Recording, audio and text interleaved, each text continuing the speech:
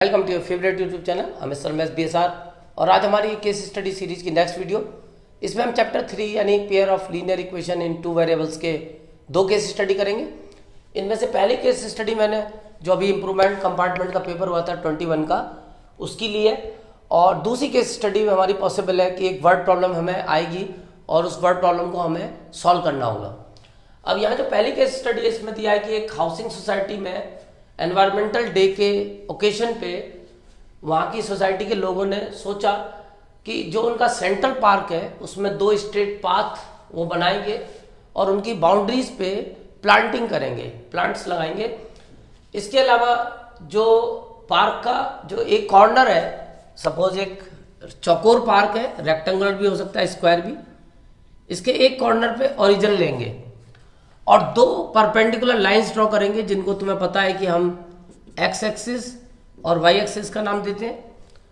उसके बाद taking one corner of the park as origin, एक कॉर्नर को ओरिजिन लिया and the two mutual perpendicular lines, और ये दो परपेंडिकुलर लाइंस ड्रॉ की एक्स एक्सिस और Y axis. The paths were represented by the two linear equations, और ये दो जो लीनियर इक्वेशन हमें मिली है केस स्टडी में, ये दोनों इक्वेशंस उन पाथ को रिप्रेजेंट कर रही हैं।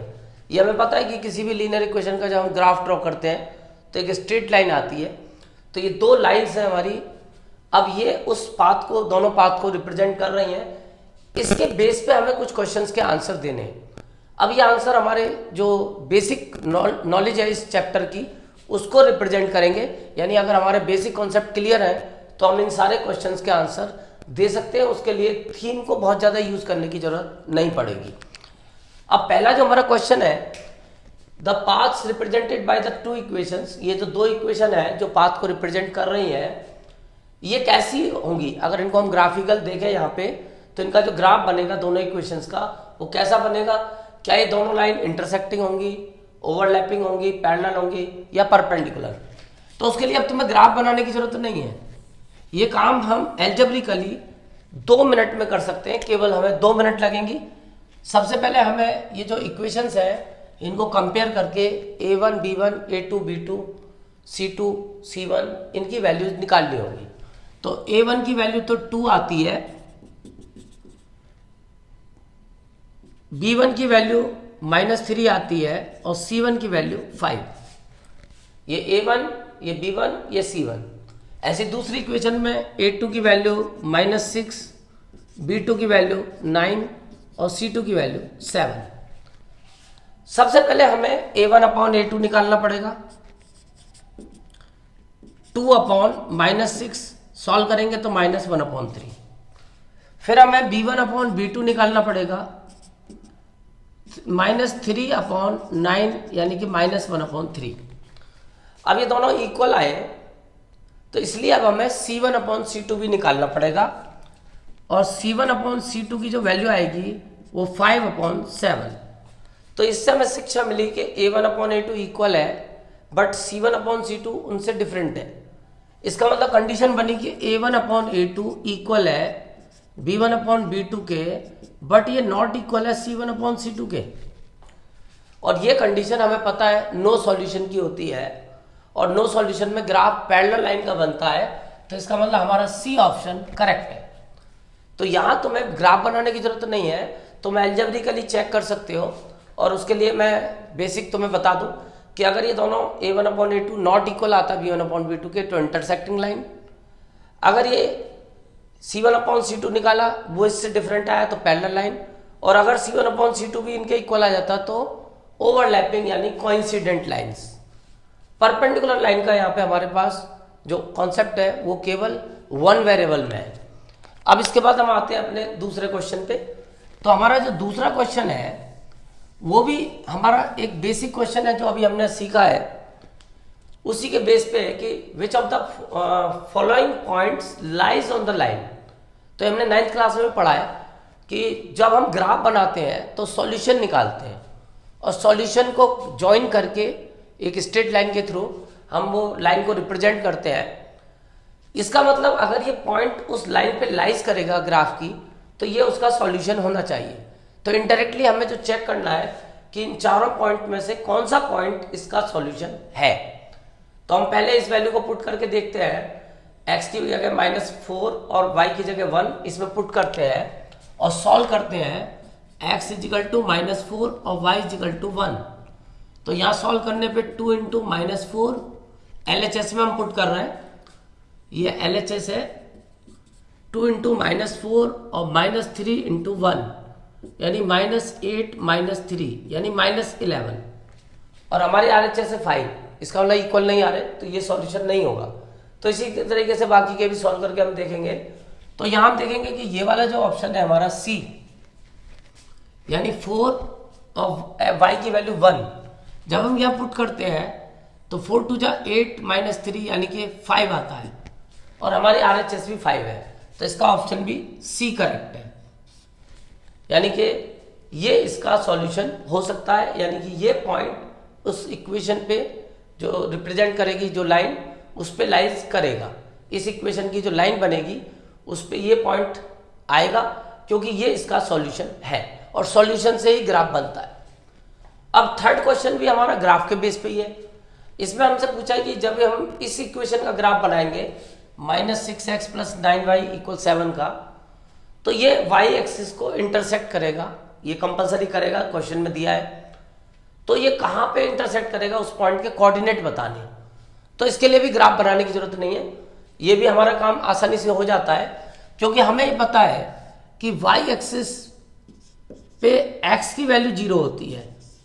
यानी कोई भी पॉइंट जो y एक्सिस पे लाइज करेगा उसका x कोऑर्डिनेट 0 होगा, और कोई भी पॉइंट अगर x एक्सिस पे लाइज करता है तो उसका y कोऑर्डिनेट 0 होता है। तो इसका मतलब अब हमें इस इंटरसेक्टिंग पॉइंट के कोऑर्डिनेट ढूंढने के लिए, क्योंकि वो y एक्सिस पे लाइज कर रहा है, y एक्सिस से कनेक्टेड है, इसलिए हमें केवल x की वैल्यू को 0 पुट करके सॉल्व करना है, आंसर आएगा। तो पहला ऑप्शन भी हो सकता है और लास्ट ऑप्शन भी हो सकता है, ये दोनों ऑप्शन नहीं हो सकते। इसका मतलब अब तुम यहाँ पे बस इस इक्वेशन में x की जगह 0 लगा दो, लेट x = 0। तो यहाँ पे -6 × 0 + 9y = 7, तो ये तो 0 हो गया, और इससे y की वैल्यू निकल के आई 7/9। तो कोऑर्डिनेट हुआ 0, 7/9। ये हमारा ए ऑप्शन है, तो इसका ए ऑप्शन करेक्ट है। तो इसके लिए ग्राफ बनाने की जरूरत नहीं है। अगर इंटरसेक्टिंग पॉइंट y एक्सिस के साथ पूछा है तो x की वैल्यू 0 लगाओगे, अगर इंटरसेक्टिंग पॉइंट x एक्सिस के साथ पूछा है तो y की वैल्यू 0 लगानी है। अब चौथा क्वेश्चन हम पहले ही समझ चुके हैं कि अगर ये इक्वेशंस रिप्रेजेंट करती हैं यूनिक सॉल्यूशन है इनका, the pair of equation has a unique solution, तो ये जो ग्राफिकली अगर हम रिप्रेजेंट करेंगे तो इसका इंटरसेक्टिंग लाइन बनेगी, और उसको एल्जेब्रिकली अगर आप सोचेंगे तो अभी मैंने बताया कि अगर a1/a2 नॉट इक्वल होता है b1/b2 के, तब वो इंटरसेक्टिंग लाइन बनती है, यानी कि हैज ए यूनिक सॉल्यूशन। तो ये वाली कंडीशन यूनिक सॉल्यूशन की होती है, और इसमें ग्राफ जो बनता है वो इंटरसेक्टिंग लाइन। ये वाली कंडीशन नो सॉल्यूशन की होती है, ग्राफ पैरेलल लाइन। और ये जो कंडीशन है वो इनफाइनाइट की होती है, और ग्राफ कोइंसिडेंट लाइन। ये कंडीशन किसी की नहीं होती, इसके बारे में नहीं सोचना। अब आते हैं इसके बाद हम अपने 5th पार्ट पे, और ये भी हमारा इसी कॉन्सेप्ट पे बेस्ड है जो अभी हम बात कर रहे थे। यानी कि हमारी कंडीशन ही मेन है हमारे लिए, और कंडीशन बेस्ड क्वेश्चन के चांस बनेंगे इस 3rd चैप्टर में। इसमें अब दिया है कि उल्टा क्वेश्चन है कि अगर ये रेशियो इक्वल है तीनों का, a1/a2 = b1/b2 = c1/c2, तो ये दोनों लाइंस का जो ग्राफ बनेगा वो कैसा होगा। तो अब तुम्हें मैं अभी बता चुका हूं कि इसका ग्राफ कोइंसिडेंट लाइन यानी ओवरलैपिंग, इसके लिए दूसरा वर्ड भी यूज करते हैं, ओवरलैपिंग या कोइंसिडेंट एक ही बात होती है। यानी दोनों लाइन को जब हम रिप्रेजेंट करेंगे तो बनाएंगे 2 लाइन, दिखेगी 1 लाइन। तो इस तरह से ये केस स्टडी तुम्हारी टोटल कॉन्सेप्चुअल है। इसमें तुम्हें इस केस स्टडी पे फोकस ना करके अपने बेसिक कॉन्सेप्ट ही यूज करने हैं। अब जो मैं दूसरी केस स्टडी ले रहा हूं उसमें एक वर्ड प्रॉब्लम आएगी, वो पूरी केस स्टडी उसमें यूज होगी। अब तुम इसको पॉज करके नोट करो, मैं दूसरी केस स्टडी स्टार्ट करता हूं। अब स्टार्ट करते हैं नेक्स्ट केस स्टडी, और इस केस स्टडी में अब एक वर्ड प्रॉब्लम हमें दी हुई है, और इस वर्ड प्रॉब्लम के बेस पे हमें ये कुछ आंसर्स देने होंगे। Aman and his friend went to a shop.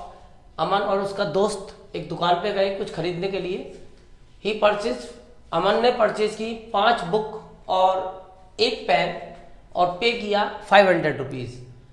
उसके फ्रेंड ने एक दूसरी जो सेम बुक और पेन थे वो एक दूसरी शॉप से परचेज किए। उसने 10 बुक, उसी तरीके की 10 बुक और 3 पेन परचेज किए। टोटल मिला के 1300 रुपीज़ पे किए। हमें एक्स और वाई को कॉस्ट ऑफ प्राइस लेना है 1 बुक और 1 पेन रेस्पेक्टिवली। अब हमें इसके बेस पे ये आंसर्स देने। तो अब यहाँ पे हमारे पास जो कॉन्सेप्ट आया वो अपनी एनसीईआरटी की बुक का आया कि algebraically representation of the situation. अब हमें इस सिचुएशन को एल्जेब्रिकली रिप्रेजेंट करना होगा। तो अभी एक वर्ड प्रॉब्लम बन गई।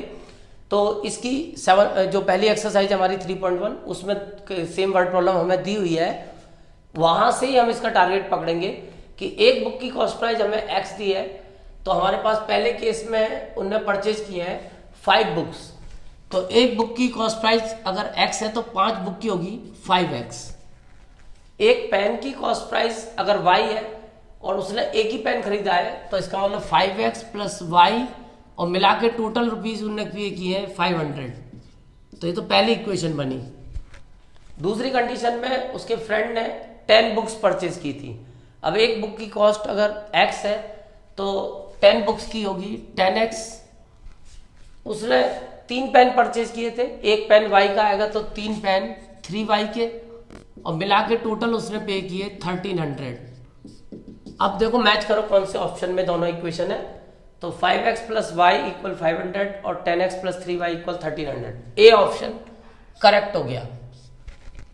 इसके बाद दूसरे केस में हमें पूछा है, दूसरे क्वेश्चन में pair of linear equations represent a और एन, यानी दोनों ऑप्शन है, ए यूनिक सॉल्यूशन या एन इन्फिनिटली मैनी सॉल्यूशन। कोई भी ऑप्शन बन सकता है। किस तरीके का सॉल्यूशन है तो उसके लिए तुम एल्जेब्रिकली चेक कर सकते हो कि a1 अपॉन a2 अगर तुम निकाल के देखोगे तो 5 अपॉन 10 यानी 1 अपॉन 2 और b1 अपॉन b2 निकाल के देखोगे तो 1 अपॉन, क्योंकि कोफिशिएंट ऑफ y पहले इक्वेशन में 1 हो जाएगा, 1 अपॉन 3। तो ये अलग अलग आएगा, यानी कि a1 upon a2 is not equal to b1 upon b2। और ये कंडीशन होती है कंसिस्टेंट में यूनिक सॉल्यूशन की। तो system is consistent and have a unique solution. Using the above situation find the cost of 1 book and 1 pen. अब हमें इसको सॉल्व करना है और एक बुक और एक पेन की कॉस्ट बतानी है। तो वैसे हमारे पास एल्जेब्रिकली सॉल्व करने के 3 मेथड चलते हैं, एलिमिनेशन मेथड, सब्स्टिट्यूशन मेथड और क्रॉस मल्टीप्लिकेशन। बट यहाँ पे हमें एलिमिनेशन मेथड को ज़्यादा यूज़ करना है क्योंकि ये सबसे सिंपल होता है। और एलिमिनेशन मेथड में हमें सबसे पहले एक वेरिएबल को सेम करना होगा। तो मैं x को सेम कर लेता हूँ। तो उसके लिए पहली इक्वेशन को मैं 2 से मल्टीप्लाई करूँगा, यानी इक्वेशन 1 को मैं 2 से मल्टीप्लाई करूँगा तो 5 2 जा 10x और 2 1 जा 2 और 5 2 जा 1000, 500 2 जा 1000। ये तीसरी इक्वेशन बन गई। अब मैं तीसरे में से दूसरे को माइनस कर दूंगा, या चलो दूसरे में से तीसरे को माइनस कर देते हैं। तो साइन चेंज कर लेता हूं मैं। तो ये x तो कैंसिल हो जाएगा, 3y में से 2y गया y और 1300 में से 1000 गया तो 300। तो y की वैल्यू 300 और y की अगर मैं पुट करता हूँ पहली इक्वेशन में तो 5x प्लस 300 इक्वल 500। ये इधर जाके माइनस होती है तो 5x इक्वल 200। x की वैल्यू 5 4 जा 20, 40। तो सॉल्यूशन आया 40, x की वैल्यू 40 और y की वैल्यू 300। तो इसका भी ए ऑप्शन करेक्ट है। फोर्थ क्वेश्चन में हमें बताना है कि pair of linear equation shown by the above situation are consistent, dependent, independent और बोथ ए एंड सी। तो यहां मैं तुम्हें बता दूं डिपेंडेंट वर्ड एनसीईआरटी में हमें दिया हुआ है। तो डिपेंडेंट जो होता है हमेशा कंसिस्टेंट होता है, लेकिन कभी कभी इंडिपेंडेंट कंसिस्टेंट भी होता है। यानी कंसिस्टेंट 2 तरीके का होता है, यूनिक सॉल्यूशन और इनफिनिट सॉल्यूशन। तो यूनिक सॉल्यूशन के केस में हम बोलते हैं इंडिपेंडेंट कंसिस्टेंट और इनफिनिट में बोलते हैं हम डिपेंडेंट कंसिस्टेंट। तो इसका आंसर होगा डी, बोथ ए एंड सी, यानी इंडिपेंडेंट कंसिस्टेंट, क्योंकि ये यूनिक सॉल्यूशन है। अगर इनफाइनाइट होता तो बोलते डिपेंडेंट कंसिस्टेंट। तो इसको ध्यान रखोगे। नई चीज मैंने तुम्हें बताई है कि ये क्योंकि यूनिक सॉल्यूशन है और यूनिक सॉल्यूशन को हम बोलते हैं इंडिपेंडेंट कंसिस्टेंट। इसके बाद 5वें क्वेश्चन में हमें बताना है कि अगर इसका हम ग्राफ बनाते हैं तो ग्राफ कैसा आएगा। तो ये मैं पीछे वाली केस स्टडी में बता चुका हूं कि यूनिक सॉल्यूशन का ग्राफ हमेशा इंटरसेक्टिंग लाइंस, यानी सी ऑप्शन करेक्ट है, इंटरसेक्टिंग लाइंस का ग्राफ रिप्रेजेंट करेगी। तो यहां मैंने तुम्हें 2 ये केस स्टडी कराई है और इससे हमें पता चला कि जो लीनियर इक्वेशन में केस स्टडी आएगी या तो बेसिक कॉन्सेप्ट या फिर कोई वर्ड प्रॉब्लम। Thank you.